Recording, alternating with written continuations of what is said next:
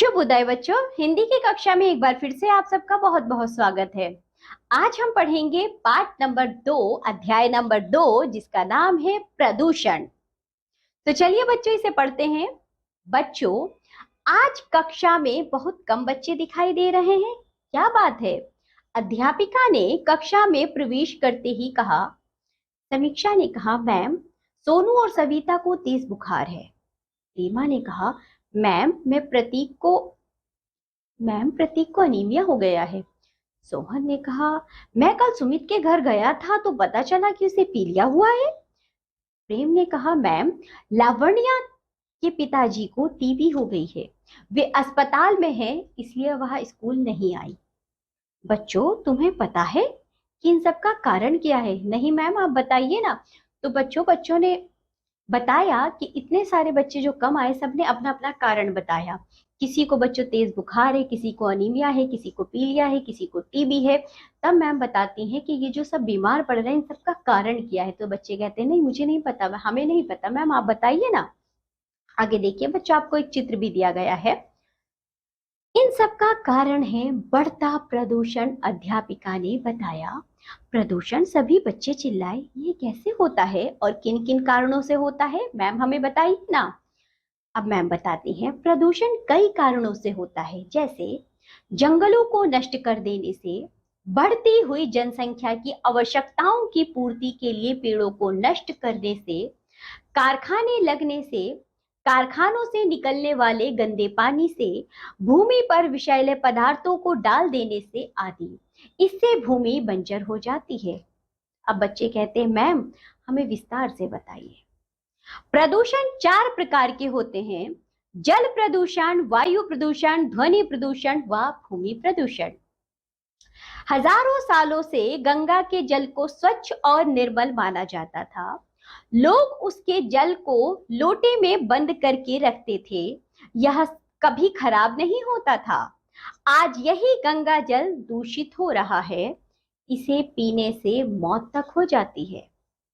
तो बच्चों, मैम ने बताया कि प्रदूषण के 4 प्रकार होते हैं: जल प्रदूषण, वायु प्रदूषण, ध्वनि प्रदूषण और भूमि प्रदूषण।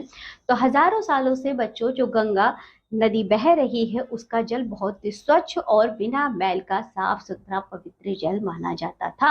लोग उसके जल को लोटे में बंद करके रखते थे, जिसे बच्चों गंगा जल कहा जाता है। उसको कभी खराब नहीं होता वह पानी, क्योंकि लेकिन वह बहुत ही स्वच्छ था बच्चों। वह सीधा प्रकृति से जुड़ा हुआ था, सीधा हिमालय से निकलता है।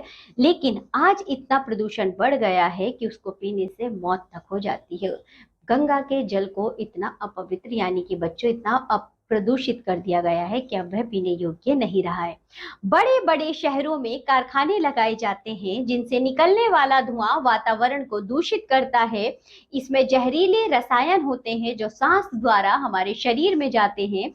इसका कारण दमा, खांसी, निमोनिया, सिर दर्द, टीबी जैसी बीमारियों की संख्या पहले से 10 गुना बढ़ जाती है।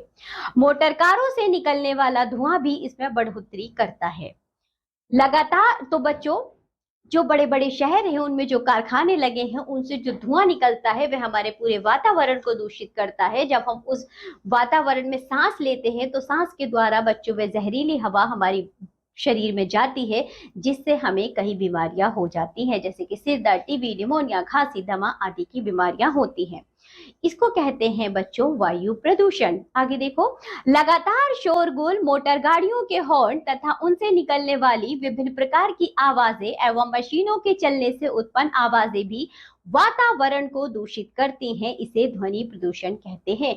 बच्चों, जो हर वक्त शोर होता रहता है, जो वाहन होते हैं वह जो शोर करते हैं चलने में, हॉर्न बजाने में, उनसे होने वाले आवाजों से जो प्रदूषण फैलता है उसको ध्वनि प्रदूषण कहा जाता है, जो हमारे कानों को बहुत ही नुकसान करता है। अक्सर बड़े शहरों में रहने वाले लोग शांति की तलाश में ऐसे स्थानों पर जाना पसंद करते हैं जहां इस तरह का शोर शराबा ना हो। आगे देखिए, कूड़ा करकट फेंकना, पॉलीथीन तथा कारखानों से निकलने वाले तरल रसायन भूमि को प्रदूषित कर रहे हैं, जिससे भूमि की उर्वरा शक्ति नष्ट होने के साथ ही मनुष्य तथा जीव जंतुओं के लिए भी घातक सिद्ध हो रहे हैं। सभी बच्चे, मैम आज आपने हमें प्रदूषण के बारे में जानकारी दी है। हम उन बातों का ध्यान रखेंगे। ध्वनि प्रदूषण रोकने के लिए अपने पिता तथा आसपास के लोगों को इसके बारे में सावधान करेंगे। गंदगी बिल्कुल नहीं फैलाएंगे, जितने हो सके उतने पेड़ पौधे लगाएंगे, ना केवल पेड़ लगाएंगे बल्कि उनकी देखभाल भी करेंगे। शाबाश बच्चों, यदि देश का हर नागरिक ऐसा सोचे और करे तो हम काफी हद तक इस समस्या से छुटकारा पा सकते हैं। तो ये थी बच्चों प्रदूषण की कहानी, जिसमें हमने जाना कि प्रदूषण किस कारण से फैलता है। तो बच्चों, प्रदूषण को रोकने के लिए हमें क्या करना चाहिए? हमें अपने आसपास के वातावरण को साफ रखना चाहिए और बच्चों खूब सारे पेड़ पौधे लगाने चाहिए। पेड़ पौधे लगाने के साथ साथ उनकी देखभाल भी करनी चाहिए। तो चलिए, आज के अध्याय में इतना ही। अब हम मिलेंगे आपसे अगली कक्षा में। तब तक के लिए बाय बच्चों।